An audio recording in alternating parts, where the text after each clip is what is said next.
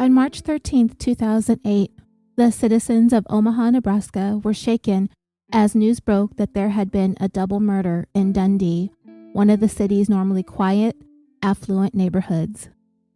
It was a mysterious crime that on the surface made no sense. It was abundantly clear, however, that whoever this murderer was had gone there that day with that purpose and that purpose alone: to kill. It was a crime that left detectives scratching their heads. Days, weeks, months, and ultimately years would pass without any clues or evidence pointing towards any suspects. The case grew cold, and the citizens of Omaha were left wondering, was there a killer among them?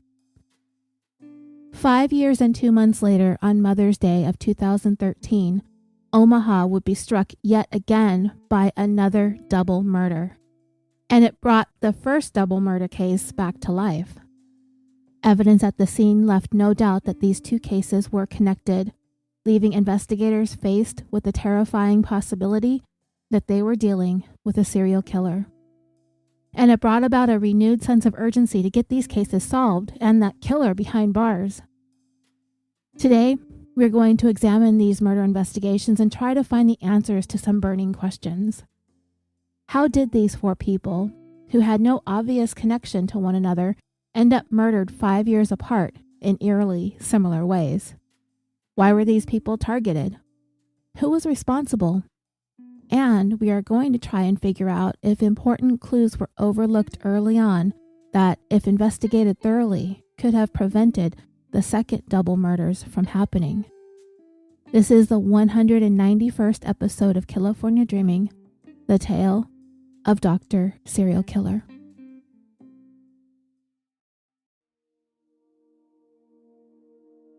Hello, dreamers, and welcome back to the podcast. As always, I'm looking forward to getting on with this current series. It's turning out to be longer than I initially thought, but I am going to try to end it at 4 parts. This is the 3rd part of the multi-part series, so if you haven't listened to parts 1 and 2 yet, pause this here and go listen to those first and then come back to this. Yesterday, I did jump back to the Patreon series involving the 2011 death of Josh Hilberling. I think we finished up part 3 over there. That one's going to be a little bit longer, but we're going to get through it pretty quickly, hopefully.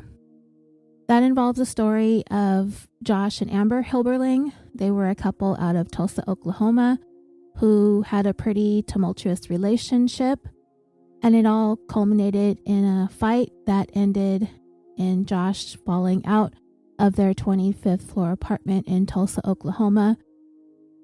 In the 10 years since his death, there have been some developments in the story and a shifting narrative when it comes to Amber, his widow. You can gain access to these Patreon episodes with a subscription that starts at only $1 per month. There is a little bit more content for subscribers at the $5 tier and above, but even for $1, you'll have many, many hours of exclusive content to listen to. Your support on Patreon keeps the lights on over here and keeps us moving forward. But if you prefer to not sign up for a subscription, you can still help out the show through PayPal by using my email, killaforniapod@gmail.com. This week, I'd like to thank Stanley B., Laura M., Natalie B., Ashley S., Kristen P., Julie L., James R., Nicole L., Lori D., Julie S., Trisha P., Jamie H., Mindy E., and Mari A. and Lisa S. for either joining Patreon or raising your pledge to the next tier or reaching out to help us through PayPal. I'm also going to get back to the thank you cards. I mailed out almost 100 of them a couple weeks ago, and I'm about to do some more. I'm taking each day, one day at a time, like you all are encouraging me to do. And my goal for tomorrow is to finish up thank you cards. And after that, I'm going to finish up setting up my merchandise store, which has been down ever since I left the Orbital Jigsaw Network. There are other ways that you can help give the show a boost, and that is to leave a rating and a review, preferably a nice one, on Apple Podcasts or any of the platforms that you listen to your shows on. That gives us more visibility for new listeners to discover our show.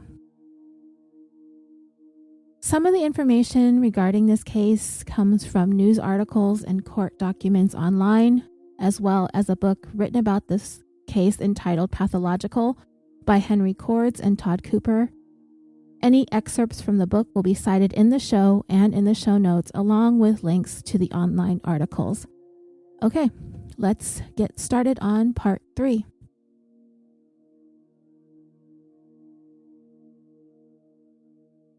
So we left off with the main detective at the center of this case, and pretty much the center of the book that I read on this case entitled Pathological. His name is Dr. Derek Moi, and his last name, just to clarify, is spelled M-O-I-S. I was tempted to not leave the S silent because I looked around to kind of find and see some different pronunciations, and there was only one, and the S is silent, so I have been calling him Detective Moi, like the French word for me. So, in case any of you were wondering what the hell I was saying, it's moi. He finally learned the name and a little bit of information about the person suspected of committing both the 2008 double murder and the 2013 double murder, officially cementing his status as a full-fledged serial killer, and that would be Anthony Garcia, Dr. Anthony Garcia. And as Detective Moi went down the list of circumstantial pieces of evidence, he was able to trace it all back to Garcia. He matched the suspect's description that were given by witnesses from back in 2008. He matched almost perfectly. He owned the car that was seen near the scene of the crime in 2008, and he had purchased the gun that matched the cartridge left behind at the 2013 murder scene. And most importantly, they had identified a motive. Garcia had a long-standing grudge against the medical staff within the pathology department at Crichton Medical School. Everyone Garcia seemed to target, Dr. William Hunter, Dr. Roger Brumbeck, and Dr. Chandra Butra, their names had popped up repeatedly throughout Garcia's personnel file at Crichton. They were directly involved in seeing Garcia terminated from his residency. I think it's worth noting that being a failure appeared to be a running theme in Garcia's life.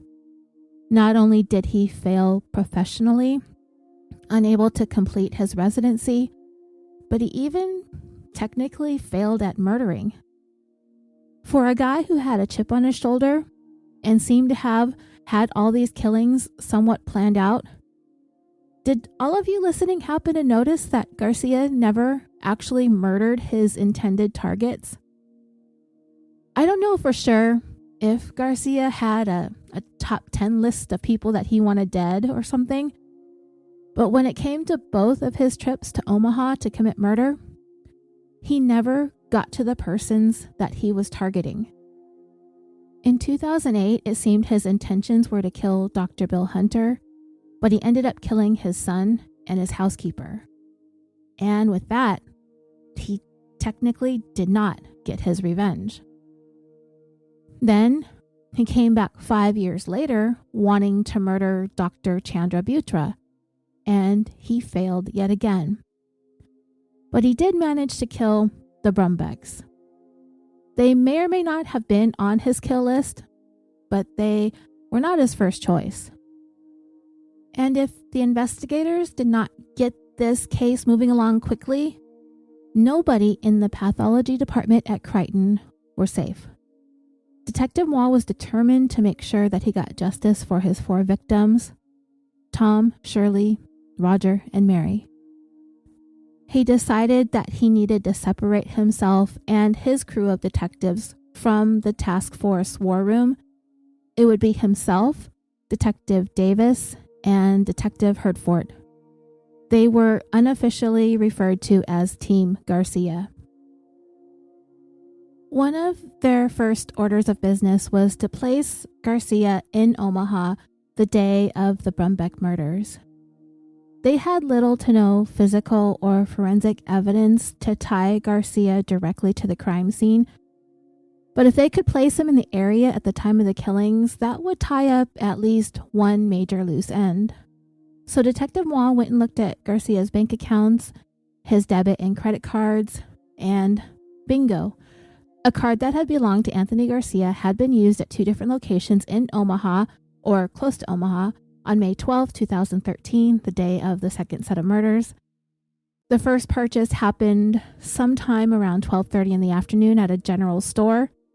When they went to that store, they were able to pull up the surveillance footage, and lo and behold, there was Mr. Meatyface Garcia purchasing a case of beer. 2 hours later, the second purchase was made at a Wingstop restaurant, and the timeline fit pretty much perfectly. I'll go into more in-depth details about this a little bit later on as we actually go through the timeline of what went down the day of the murders. So the alarm at the Butra home that had been triggered, that happened at exactly 2:19 p.m. The purchase at the Wingstop location about a mile away from Butra's home was made at 2:26 p.m.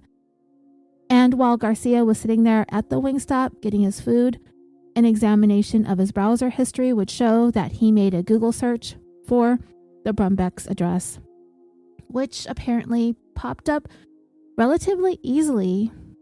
I hope that those things have changed since then, hopefully, because it seems like a thing that shouldn't be so easy to find somebody's home address right there on Google. But anyway, the urgency to arrest Garcia went up another notch when they were informed that when he got back to Terre Haute, Indiana, I am apparently pronouncing that incorrectly, Terre Haute. Terre, it's Terre, but we don't say Terry, we say Terra, and Haute, Haute, Terre Haute, Indiana. After killing the Brumbecks, Garcia purchased a new handgun to replace his broken one. And the fear was that he would be coming back anytime to finish what he had started at the Butra's house.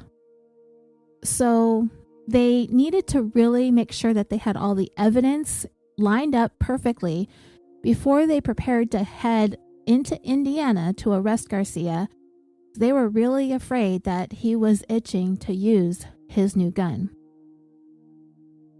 But one of the things Team Garcia wanted to do was to get to know as much about Garcia himself and his life and what led to all of this. So, who was this guy and why was all of this happening? They were certain that if they knew more about him and his personality, it would be easier to demonstrate that this man was actually capable and had the motive and opportunity to do what they were accusing him of. The information that they got from Garcia's personnel file at Crichton was only the tip of the iceberg because they needed to see more, and they had to make sure that they covered all of their bases before they set out to arrest him. They wanted a bigger, clearer picture of this man. They wanted to get other files related to him from other medical schools. They wanted to peer into his emails and into his internet activities and into his financial situation. For more than a decade, Garcia's life was punctuated with failure and one disappointment after another. He was never able to put his medical degree to good use, and he placed the blame on the ones who terminated him at Crichton Medical Center. Everything always seemed to come back to that.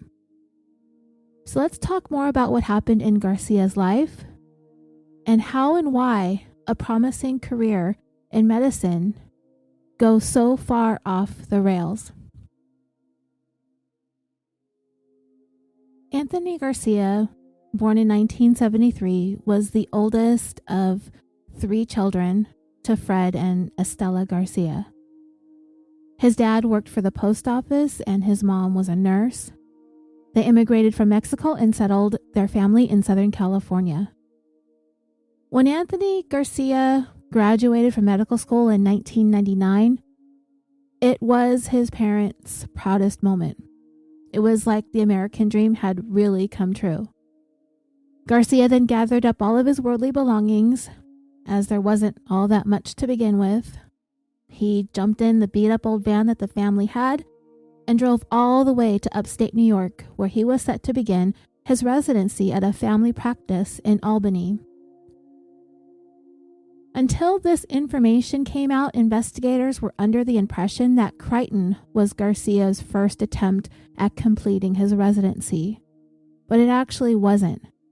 In fact, his problems with medical school began even before then, back at the University of Utah, Salt Lake City, where he attended medical school.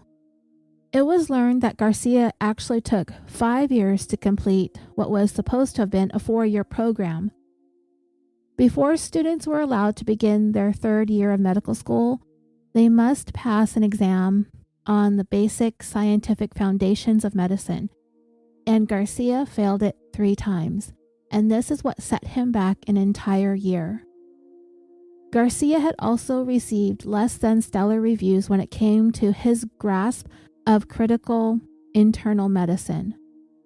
So yes, this guy made it through medical school, but it was really by the skin of his teeth. Barely. It was evident early on that Garcia was not cut out to be practicing medicine. He was basically phoning it in, and I guess people chose to just overlook his troubling track record. Maybe since Garcia eventually settled on pathology as his specialty, and that he'd essentially be working on patients that were already deceased, performing autopsies or whatever, that they didn't worry about it too much. I mean, that's kind of like a weird thing to say. Not that medical school flunkies should all be assigned to working in the coroner's office, but at least Garcia wouldn't be working on patients who were alive and at risk of being harmed by a med school graduate that managed to worm his way in. That's only my weird speculation of it all. I don't think any medical student should be able to just slip by, barely making it, but what do I know? So it appears that those who worked with him were beginning to figure out that he wasn't quite exactly doctor material when he was a resident in Albany at Bassett St. Elizabeth Medical Center. In his file there, it not only listed him as an incompetent doctor, but he was incompetent to a point that he was dangerous and patients' lives were at risk should they be under his care. He was prescribing the wrong types of medications to patients, including one time where he had ordered some sedatives for a patient where it was noted in big block letters that that patient was not to be given any sedatives. He had been caught falsifying patients' charts, indicating that he had conducted examinations when he actually had not. There was another occasion where he had been assigned to oversee a number of patients in the maternity ward who were in various stages of labor, and Garcia was actually caught taking a nap in one of their rooms.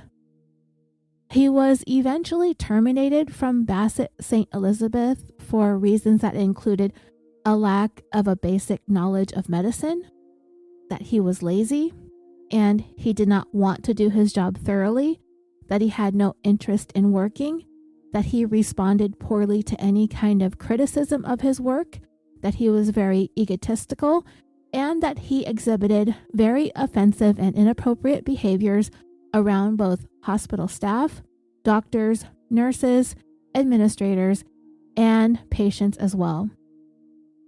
According to the book Pathological, Garcia's former director at Bassett St. Elizabeth wrote in one of his reviews, quote, "At the present time, you appear to be headed for disaster." So yeah, not doing so great. Also buried in Garcia's personnel file from Bassett St. Elizabeth, there was some documentation and memos from several doctors that expressed concern that Garcia exhibited traits indicative of there being some kind of diagnosable mental health disorder, and strongly recommended that he be placed under review and undergo psychological examinations as well as being seen by a therapist. Whether or not Garcia was subjected to the examination and therapy is not known, but it was really a whole different matter when it came to Garcia leaving Bassett St. Elizabeth. He had some kind of argument with an x-ray technician that led Garcia to scream, "Don't give me your shit." And that whole scene occurred in front of a 12-year-old patient waiting to have x-rays taken. Garcia was given a choice: go before a disciplinary panel or resign. He chose to resign. Garcia had only lasted 8 months at that residency in Albany. So, how did this guy end up at Crichton Medical Center? Dr. Bill Hunter had been able to provide some answers as to how someone like Garcia managed to slip past them. It wasn't like there was one big, huge red flag that everybody ignored. It was more like a series of oversights that allowed Garcia to wiggle his way in to their residency program. When it came to Garcia, the first sign that something was amiss was the nearly 1-year window of time where he had nothing on his resume to account for that period of time. Usually, there are no significant gaps when it comes to a doctor's course of study. And if there is a gap, like there was in Garcia's, it isn't really a good look, and it should have been examined more thoroughly. When Garcia applied at Crichton Medical School, he left out the fact that he had an 8-month residency in Albany, New York, and this gap should have been investigated, but it wasn't. It just was overlooked. Also, when a person applies for a position at Crichton, there is a structured interview procedure that is followed, and it involves a number of the members of the staff and other residents to have an opportunity to meet with any potential new residents, and then they'd make their decision from there. Either Garcia was never put through this rigorous interview process, or his past had not been thoroughly examined. Bill Hunter had another theory as to how Garcia managed to get into Crichton, and it had to do with the fact that they were a relatively small medical school, and it is in the Midwestern part of the United States. And apparently, brand new young doctors aren't always flocking to go do their residency in Nebraska. In fact, there were times when Crichton struggled to attract new medical school graduates to a point where they'd begin accepting graduates from all over the world.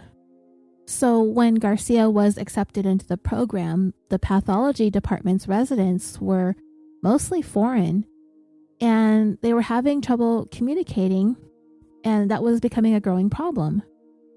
What's more is the standard of what they were looking for in new residents. It was at its lowest point, with the pathology department really wanting to see more American medical school graduates hired on. So with the bar set pretty low, Garcia made it in. But his problems came with him. Anthony Garcia just was incapable of looking at this opportunity as possibly the last time that he would be able to make a go of it. The problems he caused at the last residency started to crop up here at his new residency. So, Garcia was 27 years old when he began his residency at Crichton in July of 2000. He received his electronic badge, and 2 brand new lab coats with his name stitched on them, Anthony Garcia, MD. All he needed to do was make it through 4 more years of schooling. His specialty was pathology. Once he finished and passed the exam to become board certified, he would be on his way to having a respectable career in medicine and pathology. And for a very short while, it seemed like Garcia was going to be able to do it, because it looked like he was trying not to squander this chance. He wrote home to his mom and dad. He sent pictures of himself doing doctor things. He was getting really good reviews from his supervisors, glowing reviews even. But unfortunately, Anthony Garcia just wasn't able to tamp down the issues that got him in trouble in the past. Crichton colleagues actually began picking up on some of his problematic behaviors pretty quickly. When they had meetings, Garcia behaved like a clown. He was disruptive, he was rude to everyone, and he would do weird things and make funny noises. There came a day when Dr. Chandra Butra had had enough of Garcia's antics and demanded that he get out of the room. He flat out told her no, he wasn't going anywhere, and he was going to do whatever he felt like doing. It was difficult for anyone to believe that this asshat actually graduated from medical school. Nobody had ever seen anything like this. And if his childish behaviors weren't enough to question this guy's medical degree, then they needed to look no further than his work, or the alleged work that he was doing. It was a lot of the same issues that he had back in New York. He didn't seem to have a basic grasp on medicine, and he showed no interest in his specific course of study, which was pathology. By the time Garcia was set to receive his 6-month review, a few of his supervisors actually refused to conduct any type of evaluation on his job performance, and the reason for that was because they were genuinely fearful of having their names attached to such a horrible review of one of their medical residents. As for Dr. Chandra Butra, she wasn't afraid to put it all down in writing. It was part of her job to work on those trouble spots with new doctors when they are working on what they learned in all of those years of medical school and actually applying it to their overall job performance. After 6 months, Dr. Butra wrote a brutal evaluation. Everything about Anthony Garcia was all wrong. He had a bad attitude. He had little to no knowledge of medicine. His job performance was abysmal. She described him as passive-aggressive. He showed little interest in working at all. When he was assigned patients, he took no initiative, nor did he take on any responsibility for his patients. When he was asked to refresh his memory on some basic medical knowledge and check back in when he was done, he flat out refused to do so. Eventually, Garcia's troubling file ended up on the desk of Dr. Bill Hunter, who at the time was the brand new program director at Crichton for their residents in their pathology department. He had just succeeded Dr. Roger Brombeck, who had become the head of the entire pathology department. Dr. Bill Hunter's job involved working with the pathology residents, but working with the specific trouble spots that were listed in their reviews, if there were any. He was pretty well suited for the job because he really enjoyed working directly with the aspiring pathologists. The role of mentor suited him well, and he did begin to take a closer look at Garcia's personnel file. He began to seriously wonder how Garcia was accepted into their program. He was a mentor and could be for many of the new residents, but he wasn't a miracle worker. Garcia's overall job performance was unlike anything Bill had ever dealt with in the past. He was the one who eventually found all the information that Garcia had left out of his application related to his time in New York. Any one of those things listed in his file would have been grounds for denying Garcia the position at Crichton. But it was too late to keep wondering how Garcia got into Crichton. He was there and they had to do something with him, meaning Dr. Bill Hunter had to do something with him. And really, Dr. Hunter wanted nothing more than to see every single one of his residents succeed. He was up to the challenge of trying to turn things around for Garcia. He actually had a reputation for being understanding and patient with residents like him. But he did have a limit on how much time he would allow for things to turn around for the better. If after a year into their 4-year program there wasn't any progress being made, then he would have to put an end to it. These are doctors. If being mentored for a year didn't help, then there was nothing more that Dr. Bill Hunter felt that he could or should do for them. But Dr. Roger Brumback, Bill's supervisor, he didn't see things the same way. He wanted Bill to be tougher, but that just wasn't his way of dealing with people. The two of them would never really see eye to eye on that. So when Dr. Bill Hunter got the review from Dr. Butra and the other residents who had complaints about Garcia, he tried to approach him with a certain level of sensitivity and kindness. Dr. Hunter told Garcia that maybe he needed to work on trying to be more engaged and interested in the work that he was doing. But Garcia, he did not respond well to what Dr. Hunter was telling him.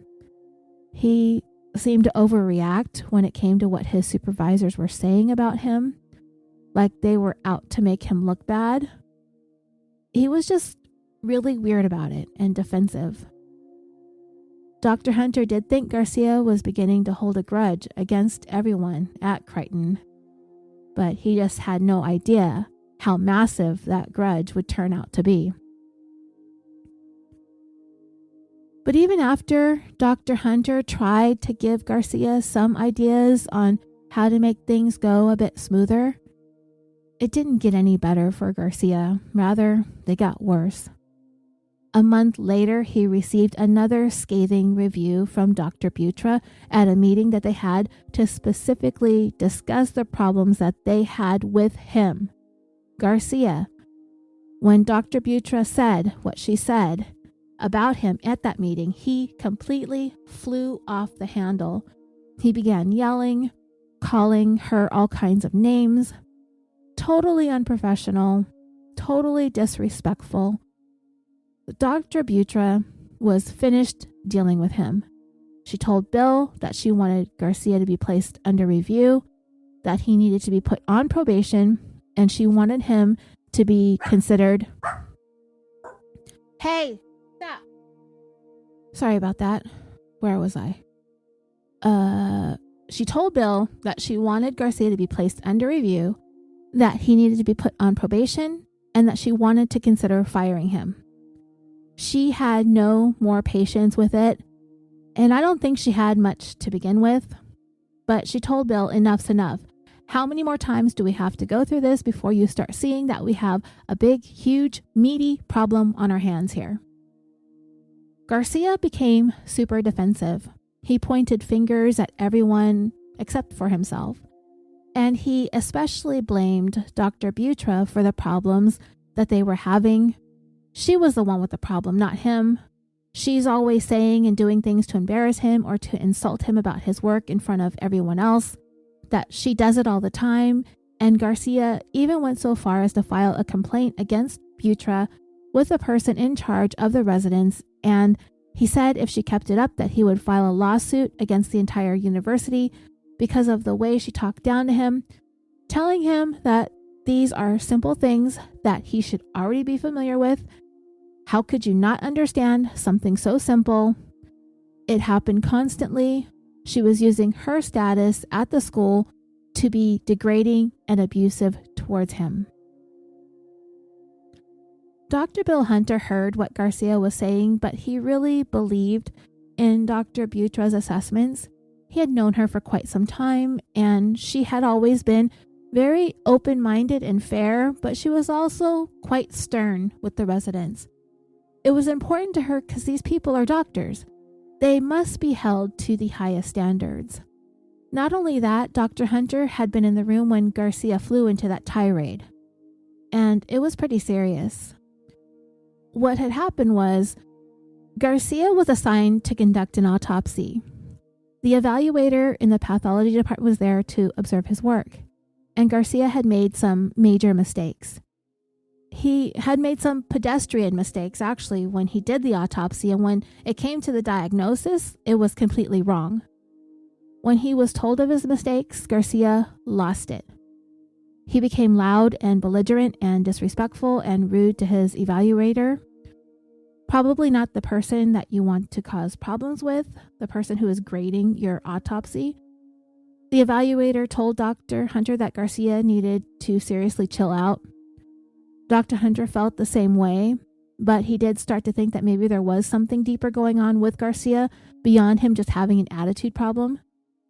Maybe there were some mental health issues or disorders that needed to be addressed. But before anyone could even begin to work on what to do next with Garcia, he made yet another huge blunder that would for sure be a massive problem for Crichton and their entire reputation. Once again, Garcia had conducted an autopsy. At some point, the body was turned over, so she was face down on the examination table. But when Garcia was finished, he didn't turn her over back onto her back. Instead, he left her face down overnight. And the next morning, her entire face was completely distorted and mangled. When the director of the funeral home received the disfigured body, he was furious. He filed a complaint against Crichton for ruining this woman's face. And I mean, dreamers, can you imagine having to tell the family about what happened? Especially if they were planning to have an open casket service. Like, sorry, the medical examiner smashed up her face. My bad. How awful. How awful for a family that's already grieving. It's like having to grieve all over again. So this time, it was Dr. Roger Brumbeck who would call Garcia into his office and lay into him for messing up the woman's face. He told him that he completely destroyed her. How could he do something like that? How could he be so careless? Who leaves a body face down? Nobody. Nobody does that. And Garcia, he just kind of seemed confused. And he sort of just like shrugged it off like, what's the big deal? She's dead. Who gives a shit? At that point, even Bill Hunter had had enough of Garcia. And he joined the small procession of Crichton doctors who wanted Garcia out of their hospital. But Dr. Hunter wasn't quite ready to completely toss Garcia out on his ass. And there were some good reasons for it. It is very difficult to terminate a resident. Whatever they did that caused administrators to want to show him the door had to be so egregious, something close to even having murdered someone before they could justify firing a resident. Dr. Hunter had also not completely lost faith in Garcia to just hang in there and make it to the end of 1 year. That is all he needed to do, was to finish out the year, and Dr. Hunter would be able to help him look for a new residency to apply for. It was such a bad look for residents if they were removed from a program in the middle of the year. If Garcia could just hang in there a little bit longer and then transfer to another program, it would be much better for his resume in the long run. The fact was that on the rare occasion that a doctor is terminated in the middle of the year, it would pretty much guarantee that that doctor would never work in medicine again, and Dr. Hunter did not want that for Garcia. Doctors work long and hard to get where Garcia was at, and he just didn't want to see it all taken away. So after Garcia was reprimanded for leaving that woman face down on the autopsy table, he left Brumbeck's office with Dr. Hunter. and Dr. Hunter tried to be as candid and realistic as possible. Garcia was probably not going to have his residency renewed for the next year, and it would be a good idea if he started looking for a new job at a new hospital to begin his second year. But Dr. Hunter also issued a stern warning. He needed the rest of the year to be completely problem and drama free. Dr. Hunter could tell right away that Garcia was on the verge of exploding into a fit of rage. But for the moment, Garcia maintained his composure. Dr. Hunter sent a memo to a colleague expressing his hope that Garcia heeds his warnings and takes his advice. It turned out to be kind of a mixed bag. At first, Garcia didn't have much of an outward reaction to it all. Perhaps after he thought it over for a few days, he decided to try and approach this from a different direction. Garcia sent a letter to Dr. Hunter and told him that it was his desire to try and work out his issues with Crichton, and he was willing to work towards a meaningful change so that he could be what the medical school needed him to be. So Dr. Hunter reached out to Garcia and invited him to his office to sit and talk about what they could do to improve his relations at the school. He focused on trying to get Garcia to understand that he needed to work more with his teachers and supervisors as opposed to working against them. He also told Garcia that it would be a good idea if he would sit down and write a formal apology to Dr. Butra for disrespecting her and calling her names. Dr. Hunter actually sat down and helped him write the apology. And Garcia did it. He wrote something along the lines of, "I'm sorry if any of my words have insulted you. A teacher whose efforts shape the future minds of pathologists." And yeah, it didn't sound like anything close that would come from a guy like Anthony Garcia. Totally fake, totally disingenuous, but he wrote it and sent it to her. And that was in the middle of March of 2001.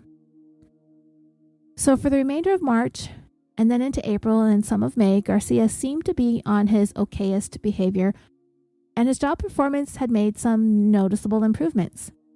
In fact, by May, he had actually received some decent-ish reviews from his supervisor. He was also getting along with the other residents and faculty and delivered good presentations of his work. Dr. Hunter was really encouraged by this and continued to keep his fingers crossed that Garcia would be able to make it to the end of the year. It was only 2 months away. Just 2 more months. Only 2 more months. He could do it. But yet, Garcia done messed up again, and this time it would be the last straw. And it was only 2 days after he had given a really strong presentation that also received glowing reviews. Dr. Hunter knew that there was no coming back from this. So according to the book Pathological, the chief resident at Crichton was in the middle of taking a very, very important national examination that would determine whether or not he would be licensed to practice medicine. This is the exam that residents spend those 4 years working up to. So as he was taking the exam, someone called up this guy's wife and told her that he needed to get over to Crichton Medical School immediately, that it was urgent, and that if he failed to show up, he was going to be terminated. This was a prank phone call. Nobody at Crichton was trying to summon this doctor to the medical school, especially not while he was taking his national exam. It was clearly an effort to throw him off or even cause him to fail the test. So when the school looked into this incident, they determined that it was none other than Anthony Garcia who was the culprit behind the phone call. Someone reported that they overheard Garcia and another resident talking about making this phone call to mess with his test taking. And whoever overheard this discreet conversation turned around and reported it right away. And that was it. That was the last nail in the coffin for Garcia's time at Crichton Medical School. The following day, Dr. Hunter came in to work and began compiling an official document outlining each and every one of Anthony Garcia's personal, professional, and medical failures during his time as a resident at Crichton. An attorney representing the university oversaw the document just to make sure that everything was on the up and up. On May 22, 2001, Garcia was called to Dr. Roger Brumbeck's office. Dr. Hunter was present, as was the school's attorney. Dr. Hunter went over everything in the letter. It was a termination letter. But Garcia would insist that he had nothing to do with the phone call, that he didn't conspire with anyone to do that it wasn't him. Dr. Hunter had no desire to sit there and try to split hairs or be ticky-tacky with Garcia. He said, look, you have two choices. You resign right now or get fired right now. Garcia decided to be fired because that would open up the opportunity for him to file an appeal to try and be reinstated. The campus police were sent over to escort Garcia off the property. He did leave quietly, and that was the last day that Garcia would ever be a resident at Crichton. So Garcia did file his appeal, and Doctors Hunter and Brumbeck both provided their testimony as it pertained to his firing, but his appeal was denied and his termination was affirmed once and for all on July 12, 2001. Reflecting back on this whole ordeal, Dr. Hunter came to realize that even though there had been several residents in their pathology department that did not have their contracts re-upped, either that or they had to be encouraged that the best thing to do would be to resign voluntarily, Anthony Garcia was in fact the only one that Bill Hunter ever had to fire. And I find that to be quite alarming because if you circle back to the 2008 double murder, Bill Hunter had been grilled hard about whether or not he ever had any problems with anyone at Crichton. He even brainstormed with Dr. Roger Brumbeck about it. So wouldn't you think that Garcia's name would have come up?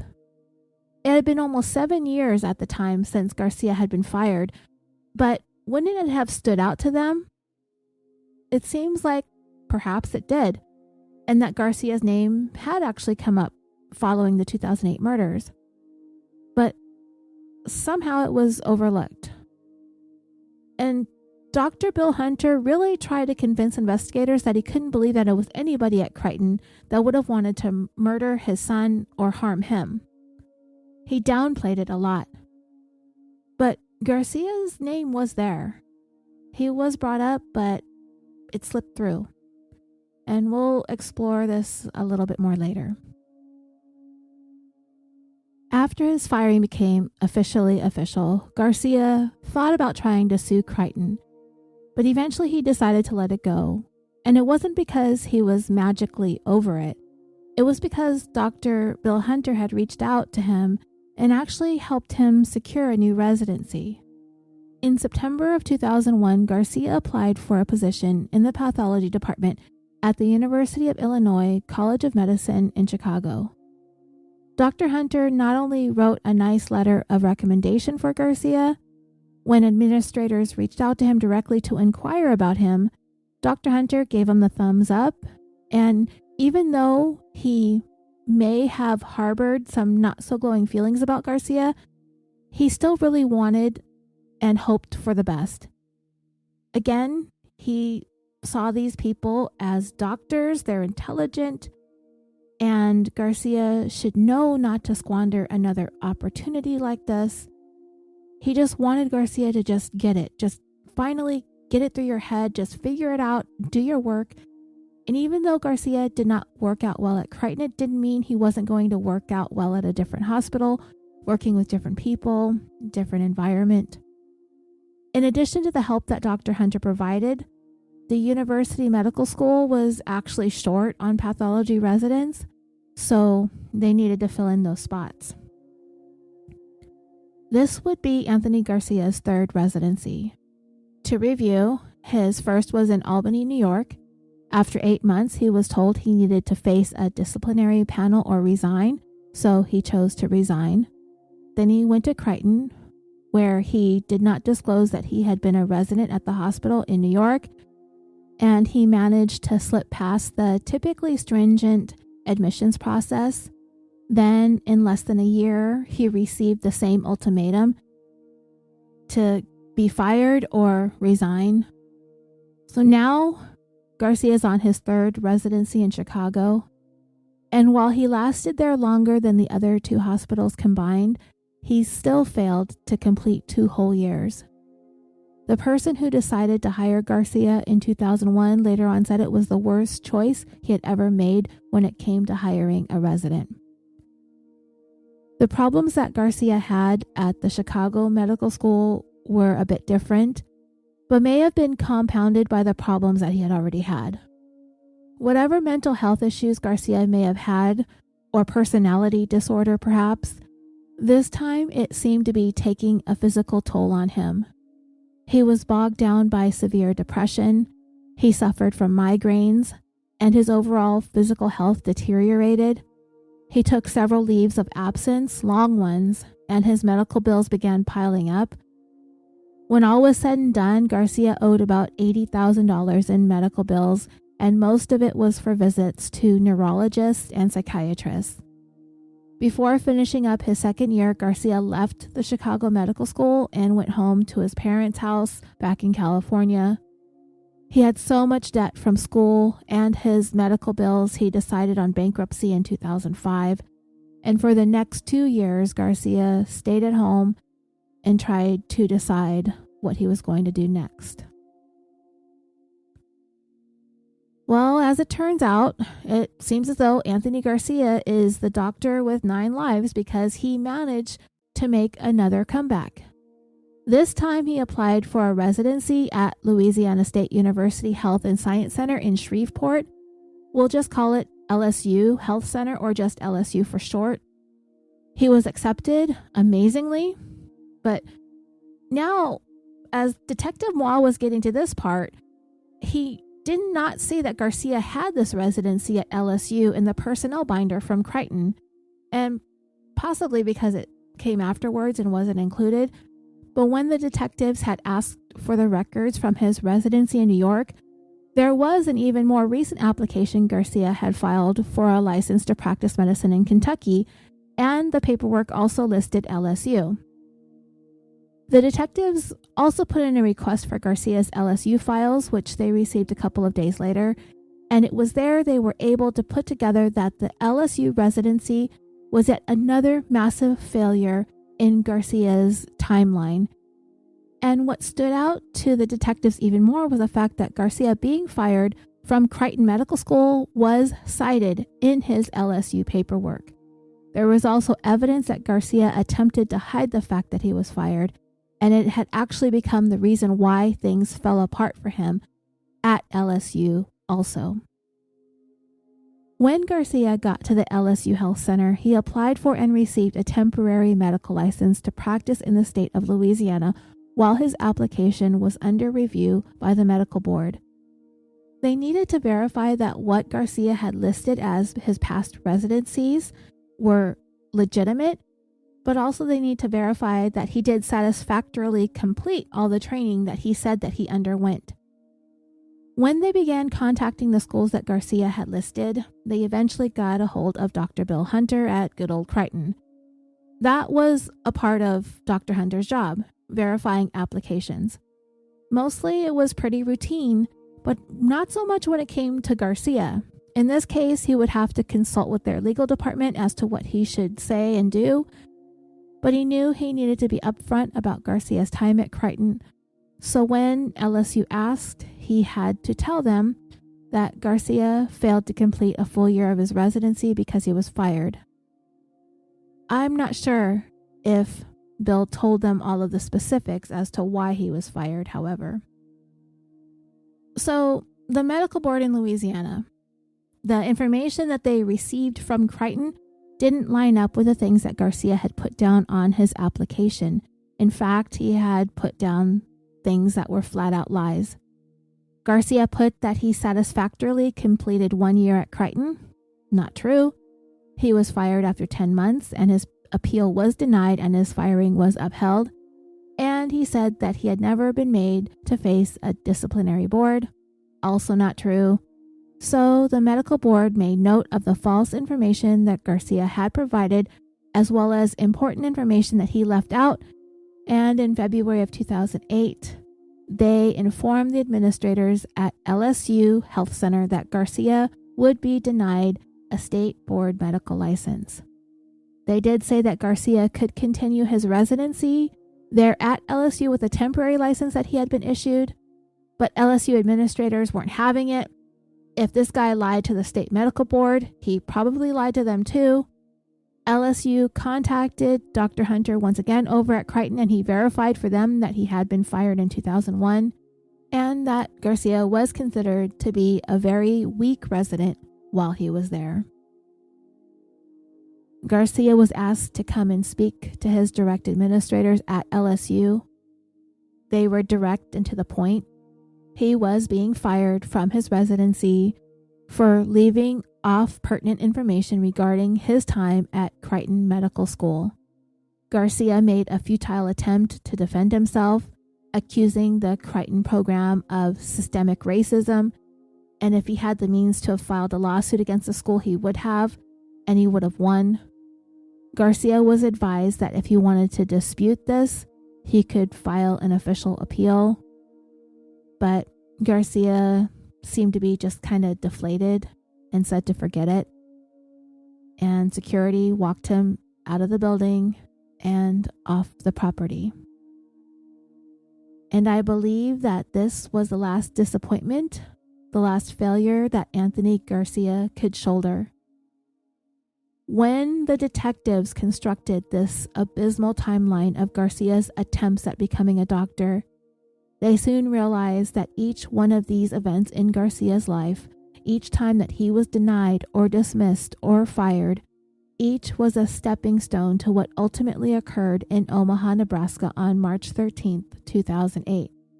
Because Garcia's firing from LSU Health Center occurred 2 weeks and 2 days before Tom and Shirley were murdered. So now the detectives understood why these things happened when they happened. They had been baffled as to why Garcia had all of a sudden come out of nowhere 7 years after he was fired from Crichton to exact his revenge. They could see it now. It wasn't simply just the actual firing itself. This was cumulative. Everything that went wrong after he was fired could be traced directly back to Crichton.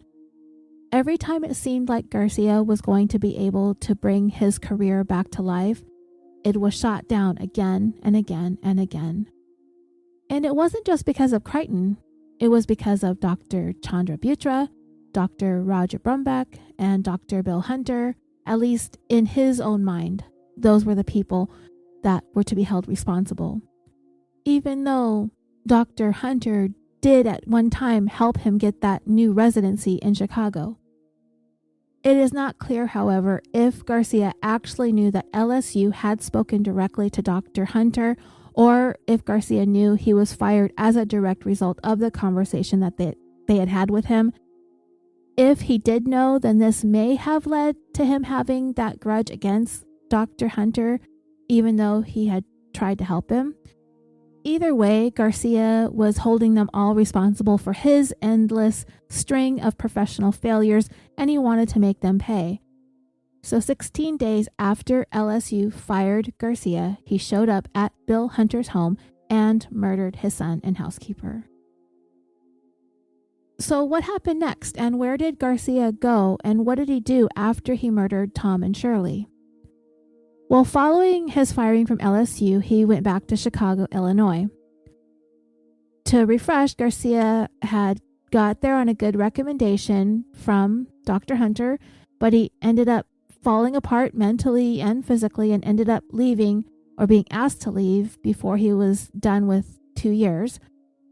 But he went back to the Chicago area, and detectives found out that Garcia still held a valid medical license in the state of Illinois, even though he had not been there in more than 6 years or so, but that may have been the reason why he went back. So in 2009, a year after Tom and Shirley's murders, Garcia was able to find some work in the medical field. He even found work with one organization that provided physician care in-home for elderly patients. It was a far cry from the kind of money Garcia could have been making if he had ever been able to complete his residency, but it was better than nothing. The following year, Garcia was hired as a healthcare contractor that actually worked for the prison system. If inmates needed medical attention, the contractor would be able to send doctors out to the prisons and to provide them with the medical care that they needed. The prison that Garcia was assigned to was the federal penitentiary in Terre Haute, Indiana, and that is how he ended up living there. However, in order to continue to practice medicine in Indiana, Garcia needed to obtain a license, so he applied for one. He was issued a temporary license while his application for the permanent one was being reviewed.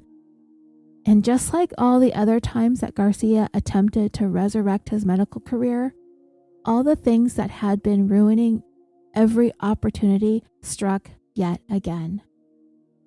It was in 2012 that the State Medical Board in Indiana contacted Crichton Medical School to verify the information on Garcia's application for a state license. However, by this time, it was no longer Dr. Bill Hunter's job to give the verifications. He was relieved of that responsibility after his son was murdered. The person who would be verifying Crichton Medical School resident information was none other than Dr. Roger Brumback. So when the Indiana Medical Board spoke to Roger Brumback, he told them that Garcia had caused a problem with another resident that was unbecoming of what they expected from their doctors in their program. So in December of 2012, the State Medical Board of Indiana denied Garcia's application for a medical license. Whether Garcia knew it was Dr. Brumback that the board had spoken to or not is not known, but from what could be seen in his files, it looked like Garcia did know that it was because of Crichton that he was denied a license yet again. 5 months after he was denied the Indiana license, Roger and Mary Brumback were murdered. It was all finally adding up. And the reasons why Garcia had allowed several years to pass before he decided to exact his revenge was becoming clear. He kept trying, but he could not get his career off the ground, and it was always coming back to him being fired from Crichton. Each time a door was slammed in his face, he was triggered. It was one failure after another, and every time he blamed Crichton. As much as Dr. Moi was convinced that Anthony Garcia was a person responsible for the 4 murders, it did not stop the task force as a whole from working on the other possible leads and other possible suspects that they were all assigned to. In fact, while Garcia was emerging as their primary suspect, the detective's longtime partner in the case, Scott Warner, he was actually heading out to the state of Washington to go and speak to another person who had come up frequently over the years, the Russian guy. There were times early on in this case, even years before the Brumback murders, that the Russian had been the only suspect. By June of 2013, a month or so after the murders, the Russian was no longer working in Calgary, Alberta, but was now residing very close to the Canadian border, in a cabin actually in northern Washington state. So Detective Warner was going to go ahead and try to tie up that loose end, but for the most part, Detective Moi needed no more convincing. He was certain that Garcia was the right person. But the one thing that they needed to nail down was proving that Garcia was actually in Omaha when the murders took place, which wasn't going to be all that easy. I did touch on this earlier in this episode, but now they really needed to prove that he was in the area. And it would be through advances in technology that were going to be able to help. The detectives just needed to make sure that they would be able to connect everything back to Garcia, whether it be his credit card usage or his cell phone locations. They went to work on tying it all together. They needed this to be a rock-solid case. So they were going to take a look at all of Garcia's credit cards and all of his cell phone activity, going back, hopefully, before the first set of double murders in 2008. As it turned out, Garcia had many active credit cards, nearly 24 different banks that issued them. So detectives were going to have to get search warrants and sift through all of that stuff, and it was going to be very tedious. As for the cell phone, unfortunately, Garcia's records were not going to be able to go all the way back to 2008. It just wasn't available anymore. So they focused on the Mother's Day 2013 murders. And on that day, there was only one incoming phone call that came in to Garcia's phone, just under 2 hours after witnesses had reported hearing what sounded like gunfire near the Brumbach residence. That incoming call was on the log, and it also had the longitude and latitude coordinates that marked where on Earth Garcia was when his phone pinged at that time. And when detectives entered those coordinates into maps, it zoomed in on a section of Interstate 80 close to the city of Atlantic, Iowa.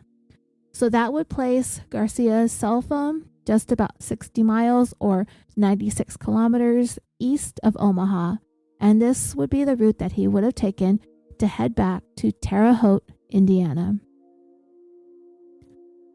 Even though too much time had passed for them to be able to use digital footprints to place Garcia in Omaha in March of 2008, when Tom and Shirley were murdered, Detective Moal was comfortable enough with the information that he did have from the eyewitnesses who saw Garcia near the Hunter home, who gave his physical description, who put together the composite drawing. They described the car, the make, model, and color of the car that he was driving, and they had the information that the killings had happened only 16 days after Garcia was fired from LSU, and they were comfortable with all of that strong circumstantial evidence against him to be able to prove their case. So from there, the three detectives on Team Garcia needed to prepare their case to see if they would have enough to get a warrant for his arrest. The detectives also discovered some important information regarding the gun that was used to shoot Dr. Brumbach, the one that had lost its ammunition cartridge on the front porch of the home and then broke apart even more when it was used to bludgeon Mary Brumbach, leaving behind broken pieces of it on the ground.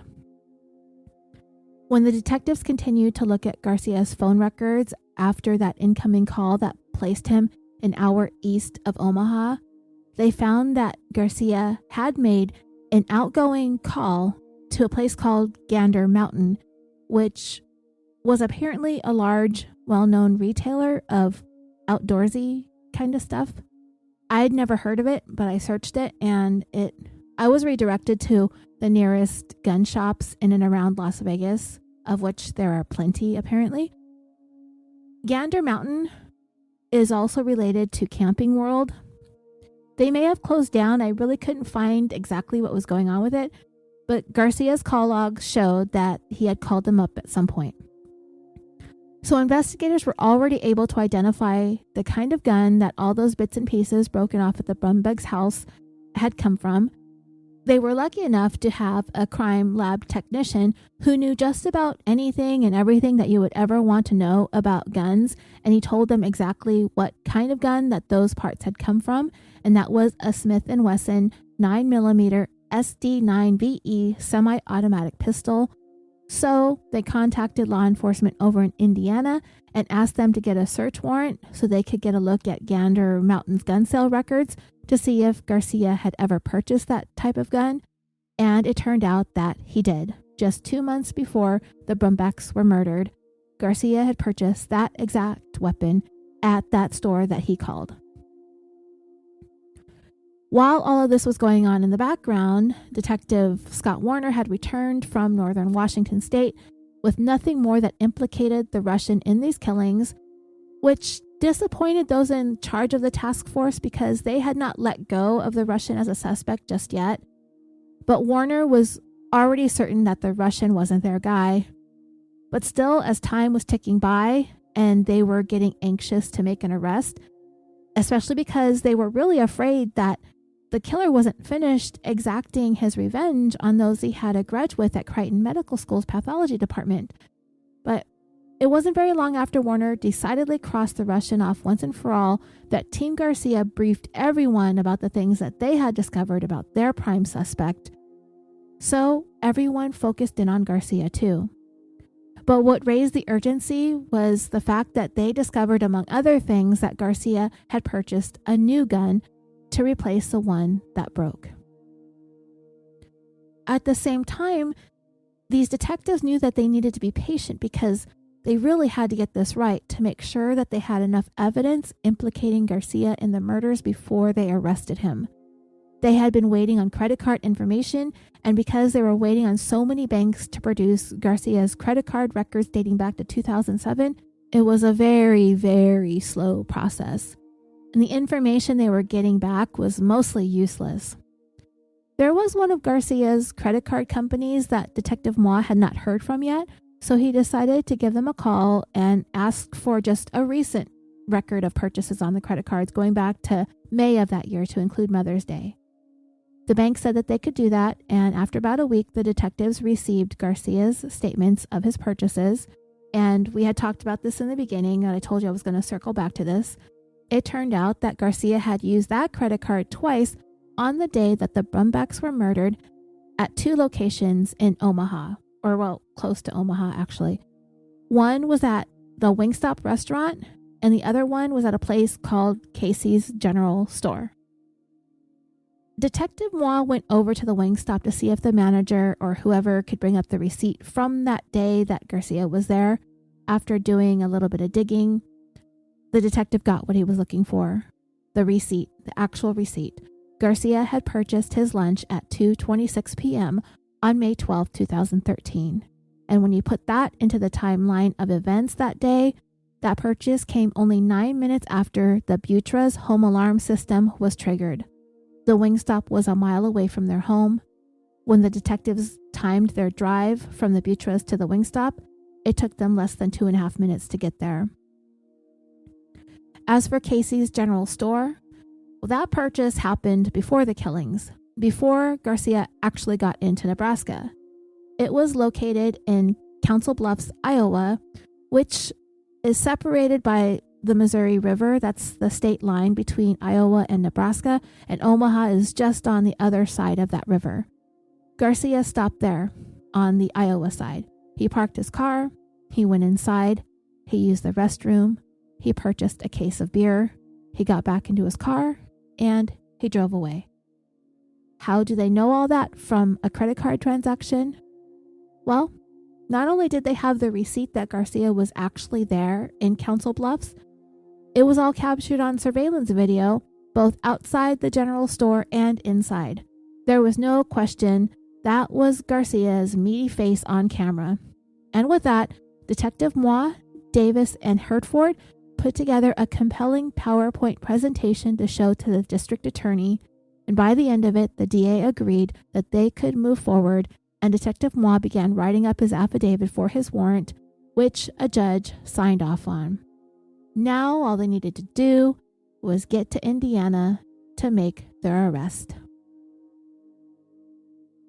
So a group of 7 detectives flew into Indianapolis just a day after they got their warrant for Garcia's arrest signed by a judge. They were working in tandem with the law enforcement there and with the Indiana State Police SWAT unit. They were going to go together with the SWAT team in the lead to Garcia's home before sunrise. Because he was considered to be armed and dangerous, they hoped to catch him in his undies. While that was happening, another group of detectives would be in California to serve a warrant to search Garcia's parents' house and the silver Honda CR-V. They were going to impound that vehicle and bring it back. So back in Terre Haute, they were keeping a close eye on Garcia. The detectives had been given a warrant that enabled them to track Garcia's cell phone pretty much in real time, but about every half hour. It would ping and show his location.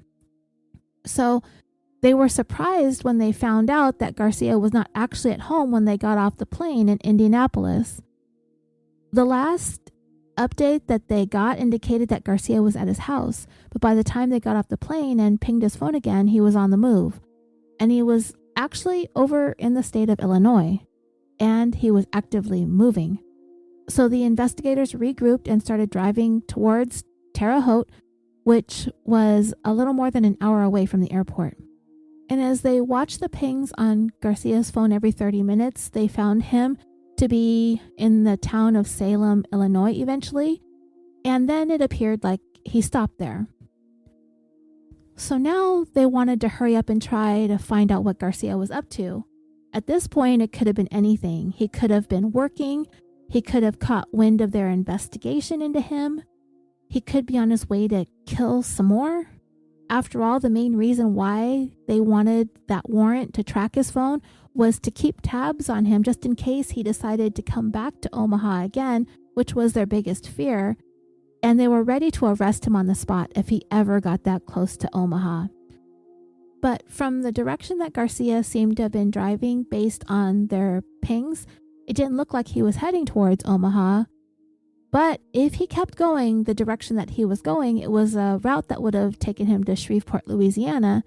He could have been angry at somebody at LSU for firing him and wanted to take out some revenge over there. Eventually, members of the task force caught up with Garcia in Salem, Illinois. They looked around and eventually found his black Mercedes SUV parked at a motel. So they went ahead and got a room of their own that gave them a good view of where his car was parked. They also decided to contact the local FBI offices there in Illinois to ask for additional help with surveillance. So they got 3 more FBI agents to show up at their motel. By that time, it was well after midnight and everybody was exhausted. But they decided to set their alarms for 5 a.m., thinking that that should be early enough to wake up before Garcia gets going again. However, much to their surprise, they were woken up by the alarm, and when they looked out the window, Garcia's SUV was gone. I can imagine that they were all collectively kicking themselves. So they pinged on Garcia's phone again, and his last location was still within the city limits of Salem. So Garcia didn't get too much of a head start. So they all hurried up and they got into their vehicles and they began heading in the direction that it looked like Garcia was going. And they were racing down the freeway, hoping to see his vehicle. But when they were finally able to ping Garcia again, they realized they'd actually passed him up at some point. He was behind them, so they needed to turn around and they started heading the opposite direction on the freeway. They finally saw his car coming from the opposite side. So once they were a good distance away, the investigators turned around again. They caught up with Garcia. They got close enough to his license plates to run them, and then they backed off and blended in with the other cars on the freeway for a while. So wherever Garcia was going, he wasn't in a really big rush. He was keeping to the speed limits. He wasn't trying to pass or go around any of the 18-wheelers. He just kept going and they kept following. But eventually they were reaching a point where they were going to have to cross state lines again, as it seemed like Garcia was headed towards the state of Missouri. They were going to have to get in touch with their local law enforcement and their local FBI offices. So they decided they were not going to let Garcia out of the state of Illinois, and the state police were alerted to pull him over and take him into custody. But purely by coincidence, Garcia had actually got off the freeway about a half hour away from the Missouri border, and it just so happened that the state troopers who were waiting to pull him over and arrest him were sitting there at that same exit. But Garcia, he did see the troopers, and they were able to tell by his driving and his maneuvering that he was a little bit shaken up by having seen them. So even though he had just exited the freeway, he began to head right back towards the entrance. So the troopers caught up with him. They switched on their lights and sirens, and Garcia went ahead and pulled over.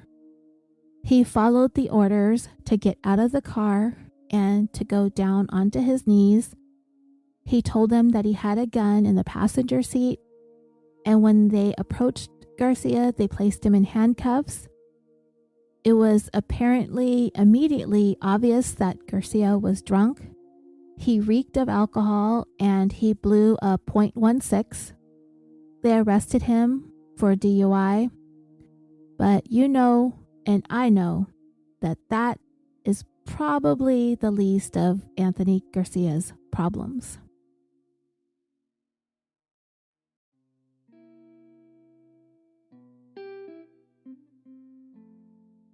Okay, we're going to go ahead and pause this story here. I'm moving through these pretty quickly. I even kind of feel myself talking a little bit fast through this episode, but I want to get through the whole story too. I'll be back with part 4 very shortly. We'll pick up the story from where we left off with Garcia finally being brought into custody. It was a big, huge relief to have a very, very dangerous man off the streets. So when we come back, I believe what's going to happen next is Detective Moi and Detective Warner are finally going to come face to face with the man that they had been looking for more than 5 years. I want to thank you all so much for listening and for supporting the show.